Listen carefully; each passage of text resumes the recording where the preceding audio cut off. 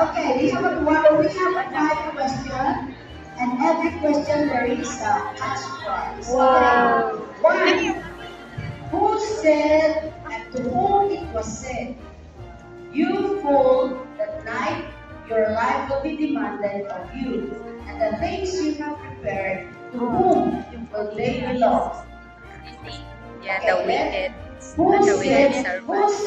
to whom it was said, "And you fool, this night your life will be demanded of you, and the things you have prepared, to whom will they belong?" Jesus to the wicked servant.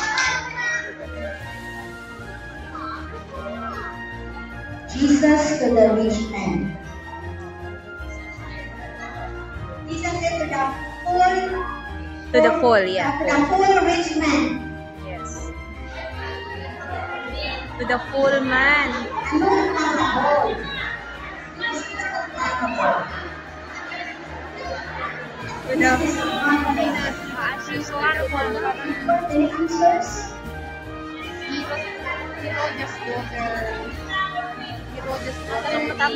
Hindi, yore-yore na hindi pwede because parable. really? Kaya nga. This is a parable. Who said and to whom it was said, "You fool, this night your life will be demanded of you, and the things you have prepared, to whom will they belong?"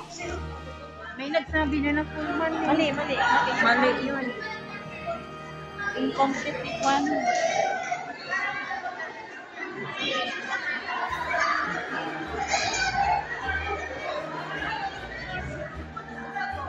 Sino ang sumagot na una? Come here, please. Jesus to the rich man, sabi niya.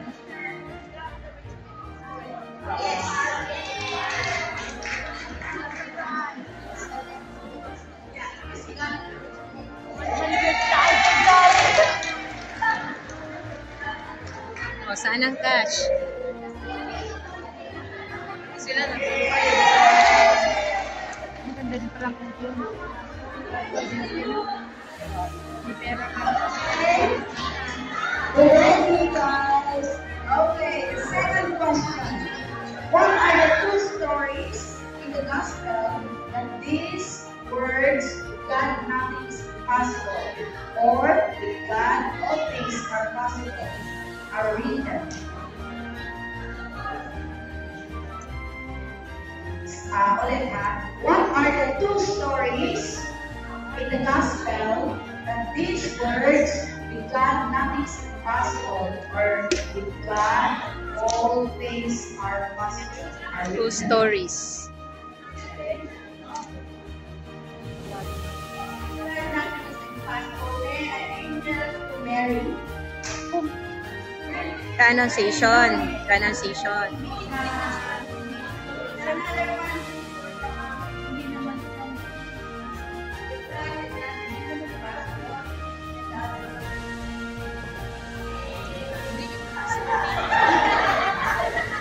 The Annunciation and the healing. And the Annunciation and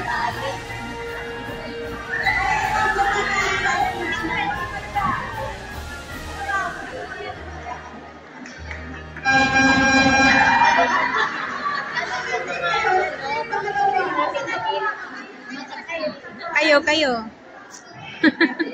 Di man kayo pwede kasi.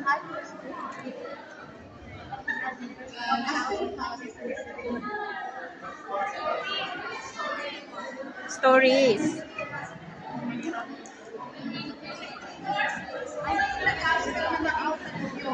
With God, nothing is impossible. So yung sinabi niya, yung Annunciation. Yes. Ano pa yung pangalawang God? Yun, the Lazarus. The Lazarus.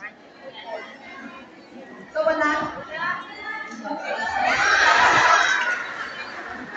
Actually, yung sa rich young man, kasi nakakapasok siya sa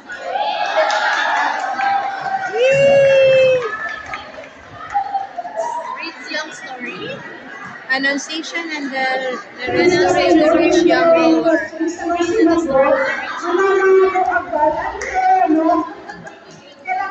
Question to answer, no? Never mind.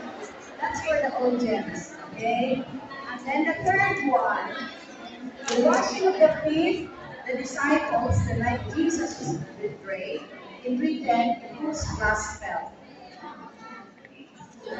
The washing of the feet, the disciples, Jesus was betrayed.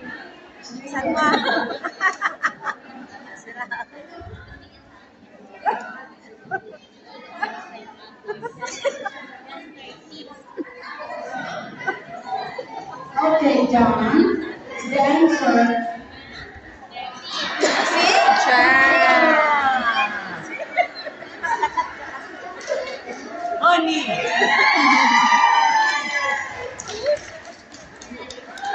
Fourth, pang-apat na tanong. In the Gospel of John, what specific word is often used when we talk about Jesus' miracle? Anong signs?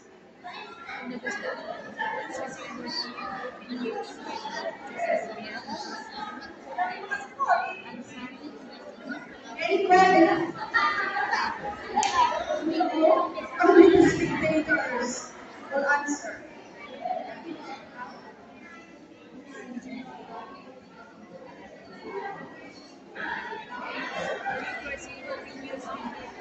Any? Any?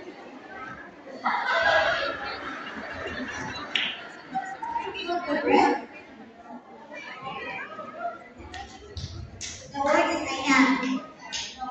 Okay, in the Gospel of John, he's not using any miracle. He always uses the word Sun. Signs.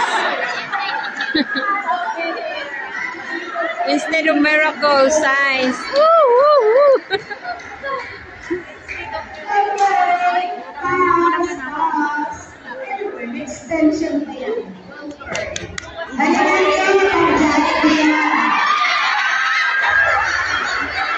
Mary Magdalene. Yes, Mary Magdalene.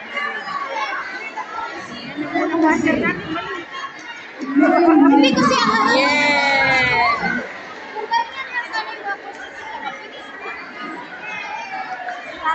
Congratulations. Okay, pass. Mas maganda pala sumali sa audience. To whom Jesus says this word, "Oh, you a little faith, why did you doubt?" Sabi, Disciples. Disciples. sino? Disciples. No.